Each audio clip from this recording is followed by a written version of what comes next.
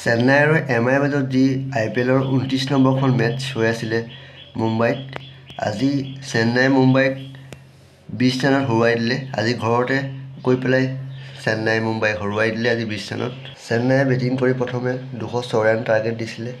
আজি গায়কোৱাৰ্ডে বৰ ধুনীয়া ইনিংছ খেলে, 40টা বলত 69 ৰান কৰে। গায়কোৱাৰ্ডৰ আজি IPL ইতিহাসত 2000 ৰান সম্পূৰ্ণ কৰে। MS ধোনীয়ে বৰ ধুনীয়া ইনিংছ খেলে, 4টা বলত 20 ৰান কৰে। ধোনীয়ে যদি লাষ্টত আহি 20 ৰান নকৰিলে হয়, আজি CSK হাৰিলে হয়। CSK বেটিং লাইন যদি চাবলৈ যোৱা হয়, ৰাইনা 5, ৰবীন্দ্ৰ 21, গায়কোৱাৰ্ড 69, ডুবে 64, মিচেল 17 আৰু ধোনী 20। মুম্বাই আজি বলিঙৰ ক্ষেত্ৰত ইমান ধুনীয়া প্ৰদৰ্শন কৰিব নোৱাৰিলে, সেই হেতুকে ইমান ডাঙৰ এটা স্ক'ৰ কৰিবলৈ পাৰিলে CSK। ৰোহিত শৰ্মাই বৰ ধুনীয়া ইনিংছ খেলে, 63টা বলত 105 ৰান কৰে।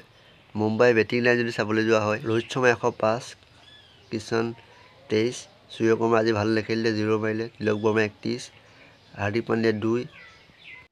মুম্বাই আজি ৰোহিত শৰ্মাৰ বাদে কোনো এটা প্লেয়াৰ ভাল খেলিবলৈ নোৱাৰিলে। আজি চেন্নাই বলিং বৰ ধুনীয়া কৰে, পাটিৰানাই 4টা উইকেট পায়, 28 ৰান দি 4 অভাৰত। আজি প্লেয়াৰ অফ দ্য মেটচ কিতাপ পায় আজি পাটিৰানাই।